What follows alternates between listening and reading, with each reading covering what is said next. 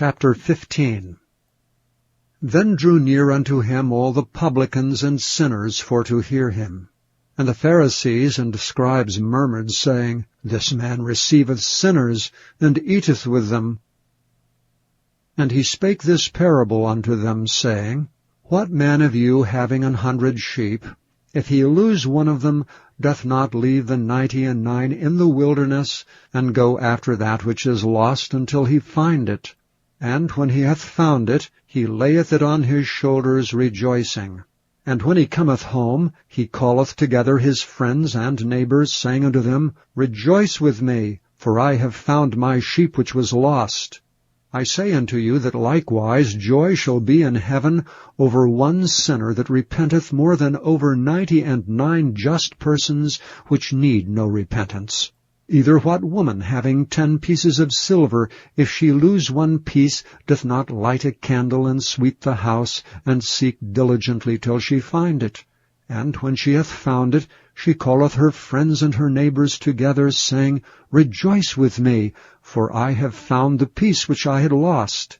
Likewise I say unto you, there is joy in the presence of the angels of God over one sinner that repenteth. And he said, A certain man had 2 sons.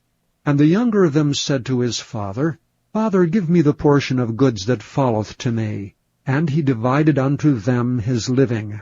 But not many days after, the younger son gathered all together, and took his journey into a far country, and there wasted his substance with riotous living. And when he had spent all, there arose a mighty famine in that land, and he began to be in want. And he went and joined himself to a citizen of that country, and he sent him into his fields to feed swine. And he would fain have filled his belly with the husks that the swine did eat, and no man gave unto him. And when he came to himself, he said, How many hired servants of my father's have bread enough and to spare, and I perish with hunger? I will arise and go to my father, and will say unto him, Father, I have sinned against heaven and before thee, and am no more worthy to be called thy son. Make me as one of thy hired servants. And he arose and came to his father. But when he was yet a great way off, his father saw him, and had compassion, and ran, and fell on his neck, and kissed him. And the son said unto him, Father, I have sinned against heaven, and in thy sight, and am no more worthy to be called thy son. But the father said to his servants, Bring forth the best robe, and put it on him, and put a ring on his hand, and shoes on his feet. And bring hither the fatted calf, and kill it, and let us eat and be merry.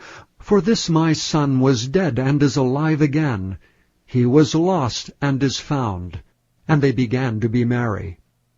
Now his elder son was in the field, and as he came and drew nigh to the house, he heard music and dancing.